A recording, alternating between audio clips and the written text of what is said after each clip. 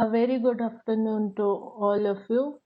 Welcome to this session of International Business Environment. In our last session, we have already discussed five of the different types of environment that majorly affect businesses when they go international. And those were geographical environment, demographical environment, economical environment, political environment.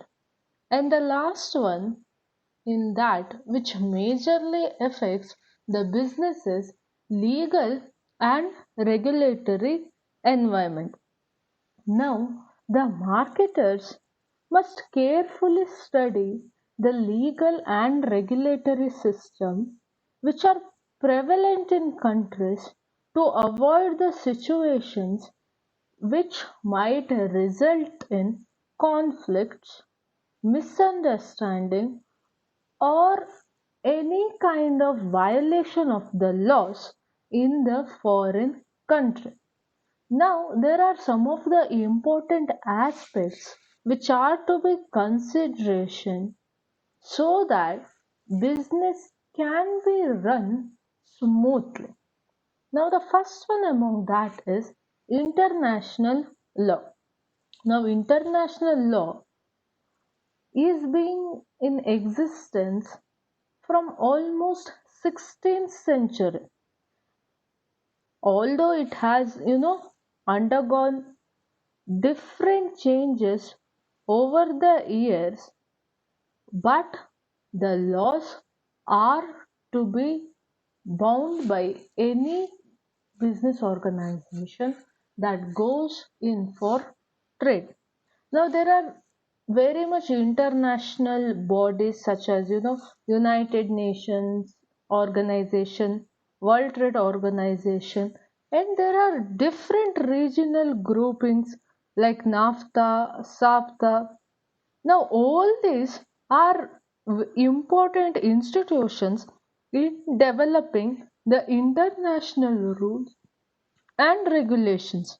Now these international laws are being ratified by the participating countries and will be binding in nature, and therefore it becomes necessary for every business organization to understand them correctly and to ensure with the compliance.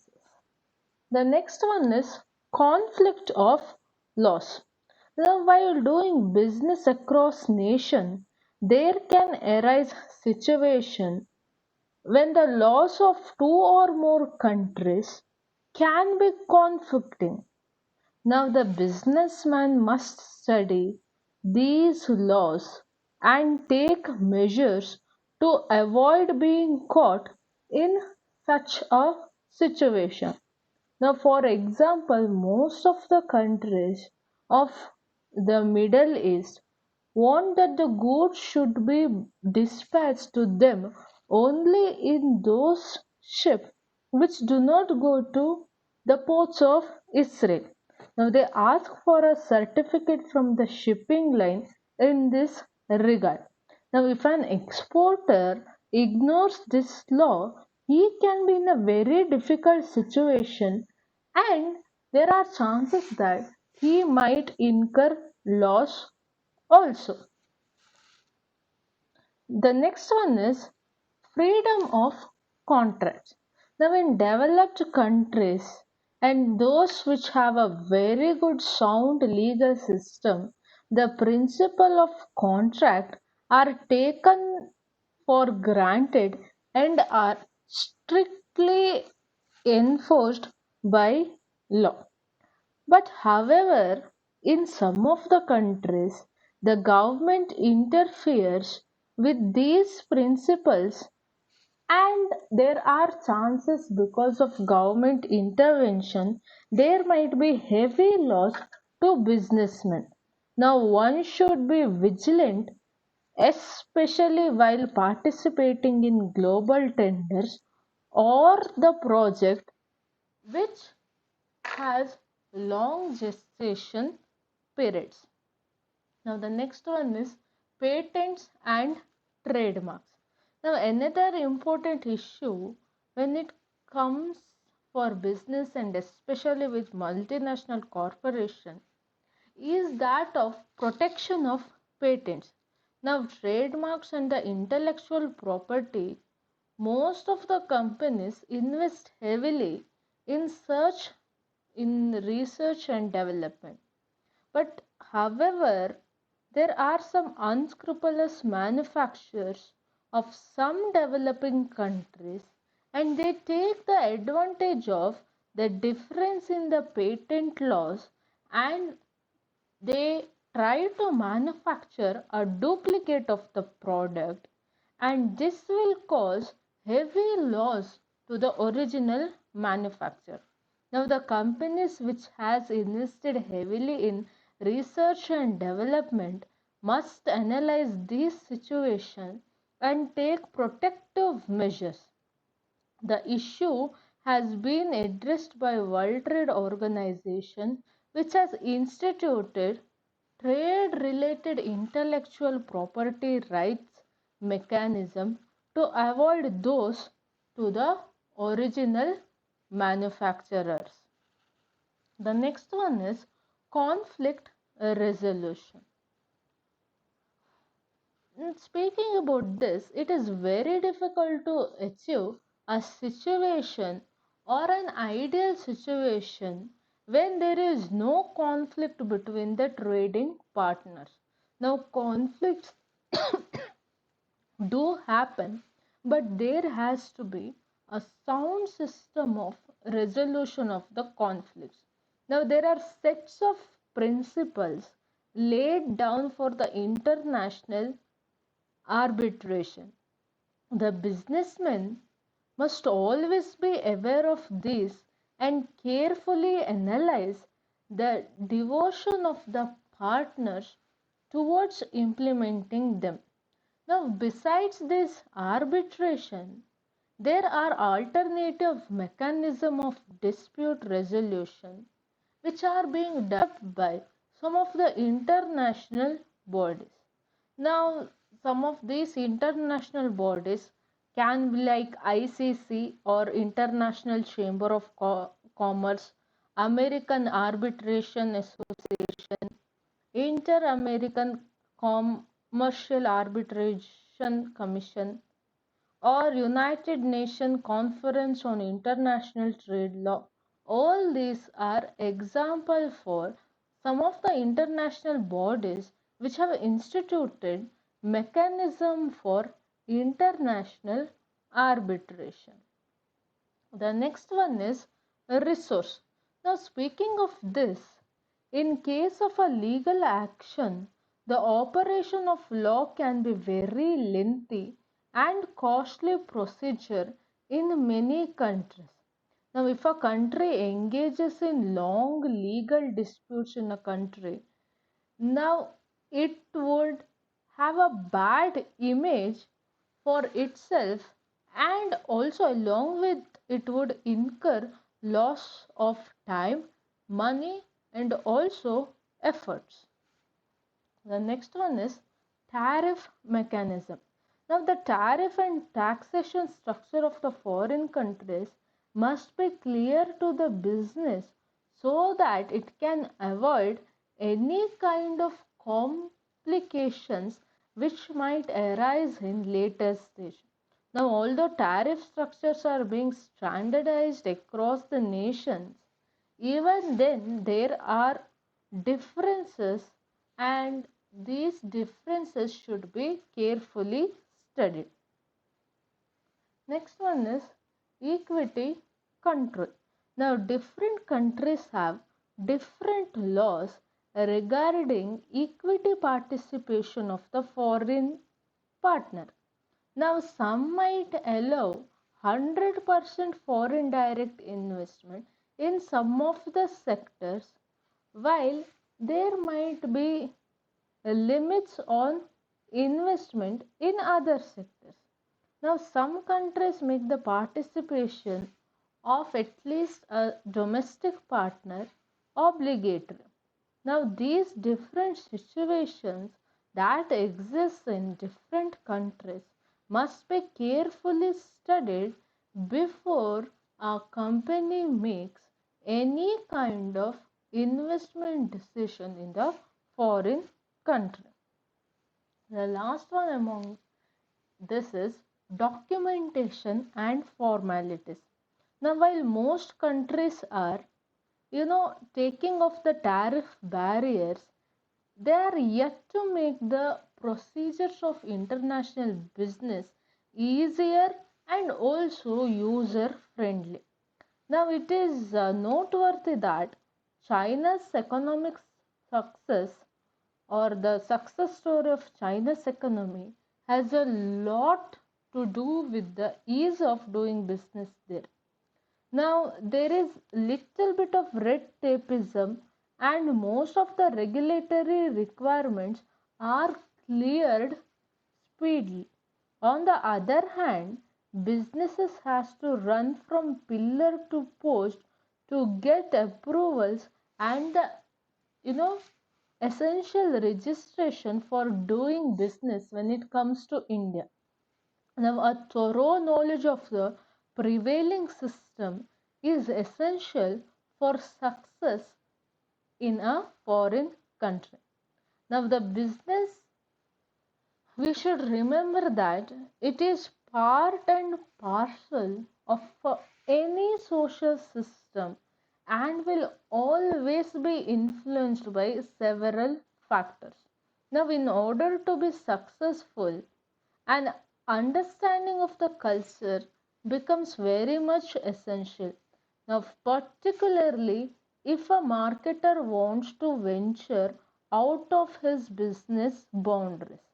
Now, there is a sea change in the degree of risk and uncertainty in international business, which is, driven primarily by the enforcemental forces. Now, the business managers must be able to scan the opportunities and also identify the threats which are posed by the environment and make a way for their success. Now, it is also noteworthy that there are several tools and techniques for analyzing the environment, and that's where we shall move towards the next part of the chapter, that is environmental analysis. Now we know what are the factors which has effect on the business, but under environmental analysis we shall discuss why is it important that we should understand the environment. Now, speaking of this environmental analysis, it is a systematic process by which all the environmental factors in a business will be identified. Once after those are identified, their impact on the business will be assessed and a strategy would be developed so that either they take advantage of those factors or try to mitigate any problems that might exist. Now, speaking of this, environmental analysis is a strategic process. Now, strategic process refers to, now there would be a strong reason behind the decision that has been taken. Now, it will not be a subjective but a objective based process. And this strategic process helps to identify all different external and internal elements factors which may affect an organization's performance. Now, the purpose of environmental analysis is to find out existing and also the prospective strengths and threats, weakness, and opportunity of a business.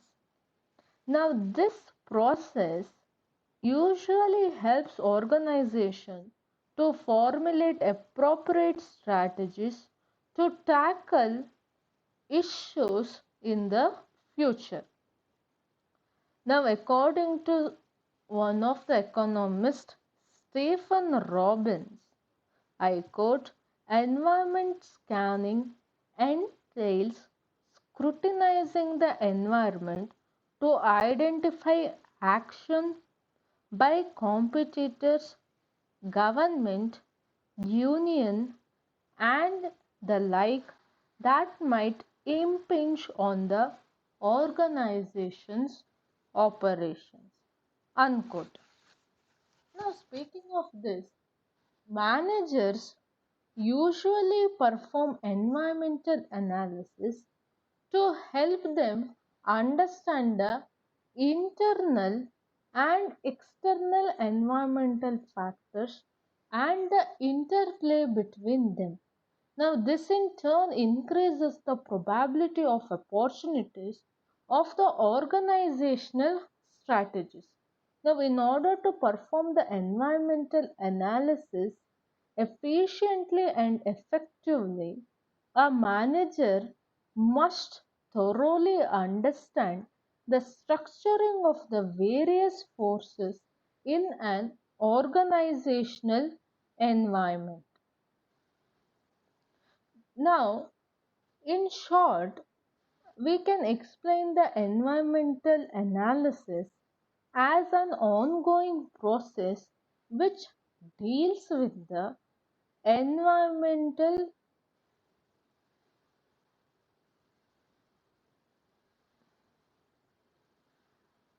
sorry now I was telling, in short, we can explain the environmental analysis as an ongoing process which deals with the environmental uncertainties. Now, speaking about the main features of environmental analysis, the first thing is that environmental analysis is a continuous process. Now, environmental analysis is a continuous process rather than a single activity. Now, it does not start and end with a definite time period.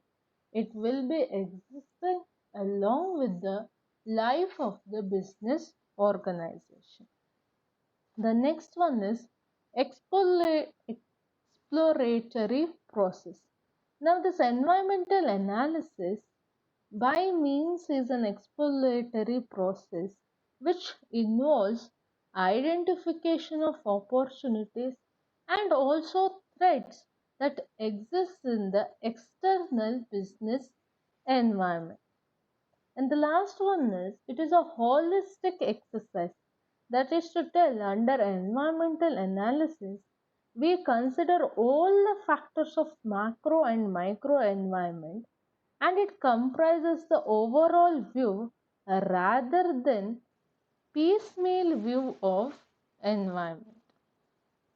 And for this purpose of environmental analysis, usually the organization divides into three different categories, that is general environment, operating environment, internal environment. Now, in case of theory aspect or in the case of study, we used to study this as internal and external, and in external we used to say micro and macro. But when it comes to business, they are going to divide it on the basis of general environment, which represents the macro environment, and operating environment, which represents the micro environment, and the internal environment.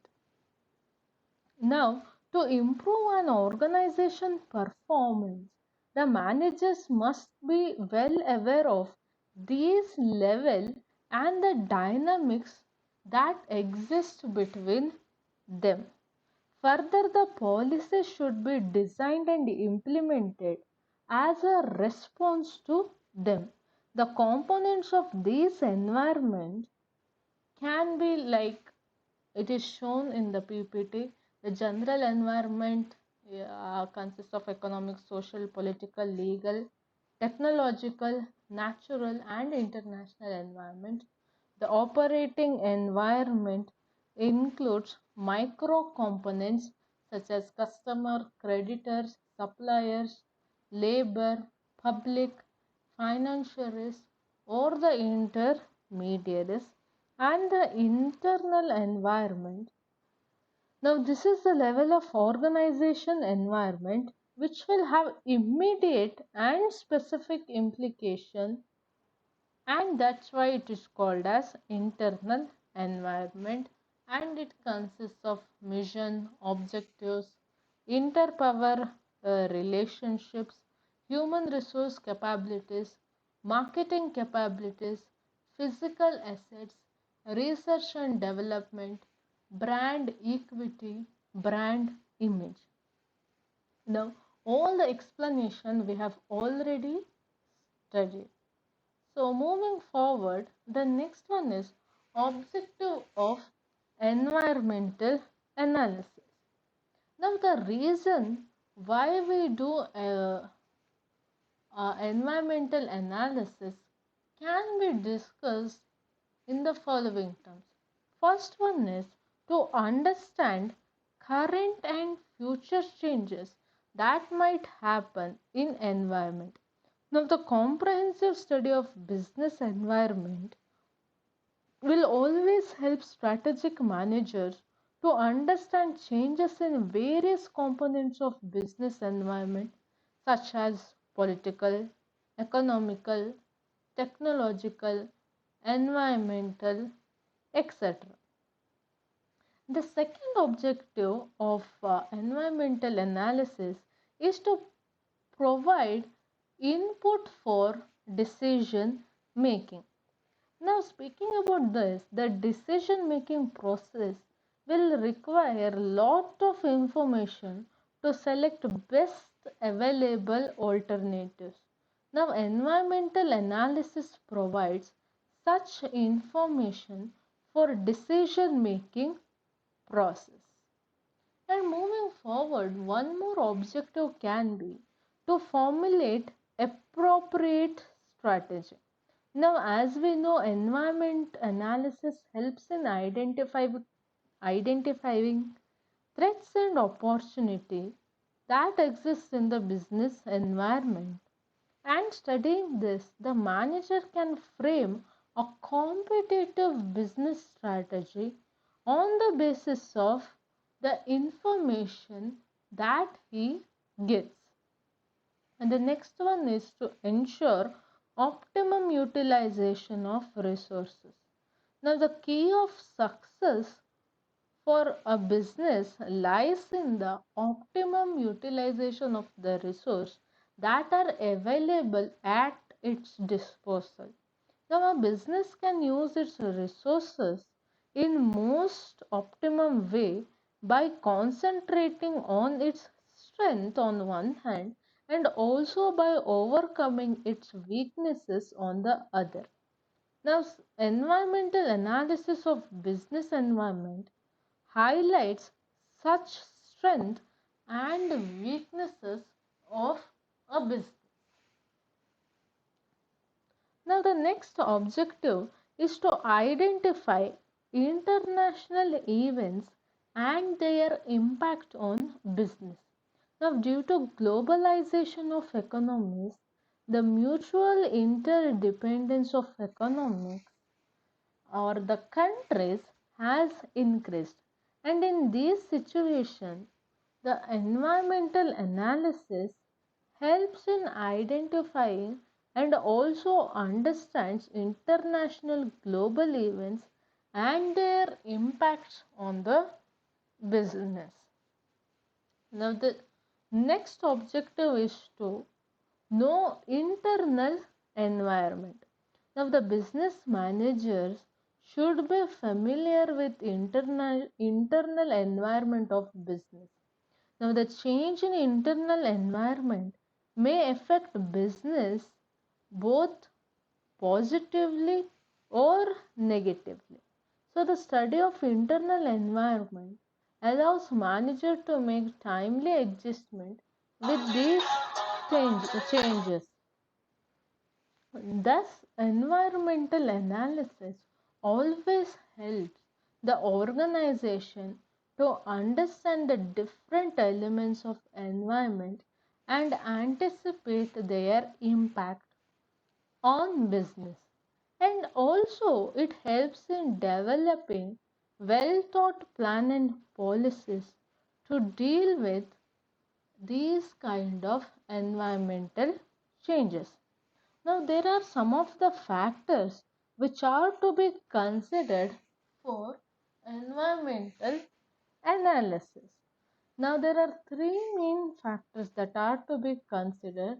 Those are events, trends, and issues. Now, speaking about events, the important specific occurrence in external environment is called events. Now, these events have significant influence on a business organization. For the matter of understanding events, we can take example of war, agreements on economic issue, natural calamities, which directly or indirectly affect the functioning of business, or even uh, currently we can take example of the COVID pandemic also. Now all these are regarded as events. The next one is trends. Now the trends can be explained as the tendency of happening of different events in a particular time event. That is to tell, it is definite to happen and it happens in cycle, and also there would be equal interval in between happening of these situations, and those are called as trends. And the last one is issue. Now the raising concern on different matters are called issues. For example, raising issue on environment, corporate social responsibility are the emerging issue for a business organization. Now the next one is process of environmental analysis. Now the environmental analysis process is continuous and also a expensive process, and it includes the following steps. First, scanning is done, then monitoring, then forecasting, and at last assessment. Now speaking about scanning. Now scanning is the first step of environmental analysis, and under this step the analyst usually identifies all the environmental variables and forces which influences the profitability of the business on one hand and the functioning of the business on the other hand. Now, once the analyst figures out only relevant environmental factors so that vague, ambiguous, and irrelevant data can be avoided. Now, generally, once after the scanning is done, the factors which would be included are like government policies, competitor strategy, market conditions that can influence the business firm. Now, scanning is the process of analyzing the factors that may have implication on business. Now, this process involves identification of precursors or indicators of prospective environmental changes. Now, this stage is therefore aimed at single lining the organizations towards potentially significant and also impingement, and before either it has fully occurred or crystallized. Now, the overall focus here is to detect the warning signals for any business. Now, once after scanning of the environment is done, the next step is monitoring. Now, this monitoring is the process to analyze effect of all the identified relevant factors on the different aspects of business. And this step involves in-depth monitoring and analysis of specific environmental trends that will have been identified during scanning of the environment. Now, the main purpose here is to assemble the data to understand trends and emerging patterns that are occurring in the environment. Now, the outputs of monitoring include specific description of environmental factors, like identification of specific environmental patterns and trends for further monitoring and assessment. Now, after analyzing these factors, some of the outcomes would be emerged, like the business will have at its hand a specific description regarding all the relevant factors. It will have identified areas for further and detailed studies, and also it would have identified development and pattern of the industry. Now, once after monitoring is done, the next is forecasting. Now, speaking about this, forecasting is very important for identifying future threats and opportunities and formulate plans and strategies accordingly. Now, under this step, environmental analysis predicts the future events and their impacts on business on the basis of past and present data. Now, forecasting covers all the aspects of business environment, including economic, political, technology, and others. Now, speaking about forecasting, it is concerned with the development of possible directions, scope, speed, and intensity of environmental changes to lay the evolutionary path of anticipatory change. Now, even though it is helpful for business, there are some of the limitations for environmental analysis. Now, uh, the limitation is for the process of environmental analysis. The first one among that is unexpected and unanticipated events. Now, the future is always uncertain, and the future events and factors which may affect an organization are always unpredictable and uncertain at the end. Now, these events and factors cannot be predicted and quantified accurately. And the best example that we can give is the current situation what we are going through. So nobody in the entire world had a prediction of this pandemic. All the things had happened suddenly, and the only option that was available at the hand of the business is just to survive this phase.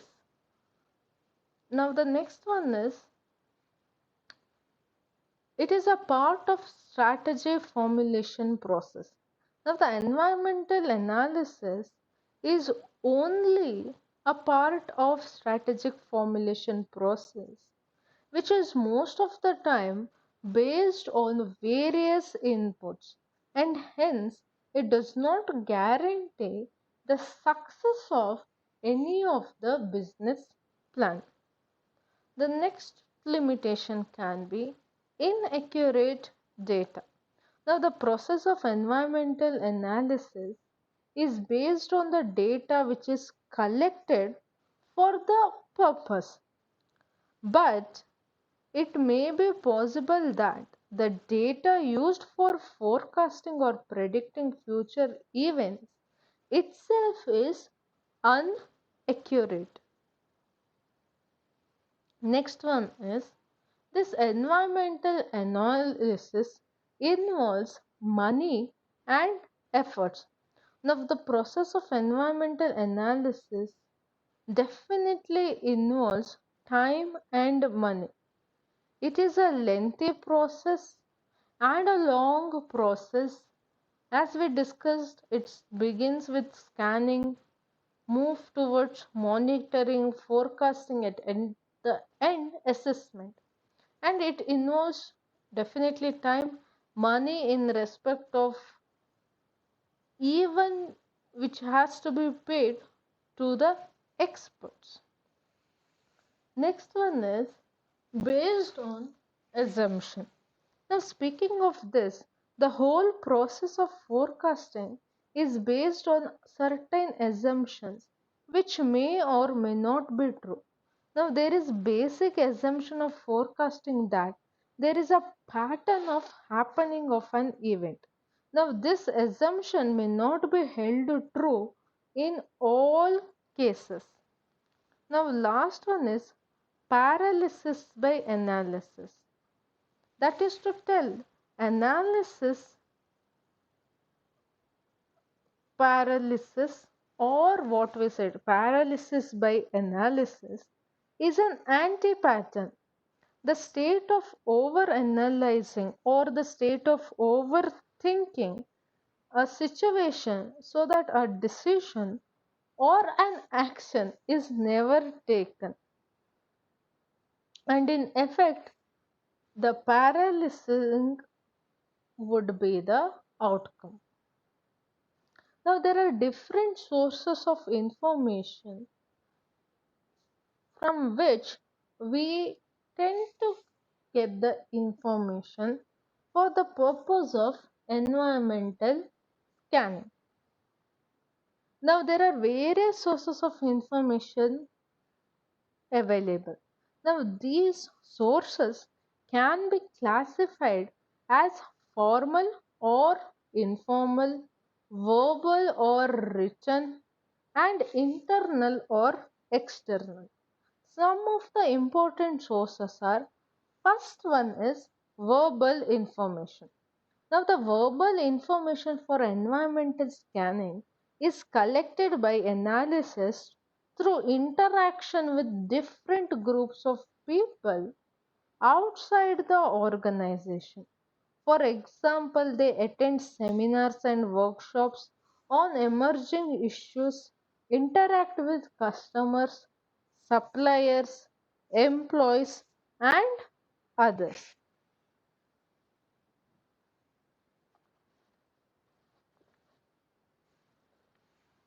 Now, the second one could be written or secondary information. Now, this information can be accessed through published and unpublished source. For example, now information related to government plan and policies can be collected through government publications such as economic surveys, journal of the governments, newspapers, and such other related sources. Now, the next source is internal source. Now, when an organization uses information from their own database, then it is called internal source of information. In the large organization, a planning department is usually set up to collect and retrieve information on various aspects. This information database is used by the policy and decision makers at appropriate time.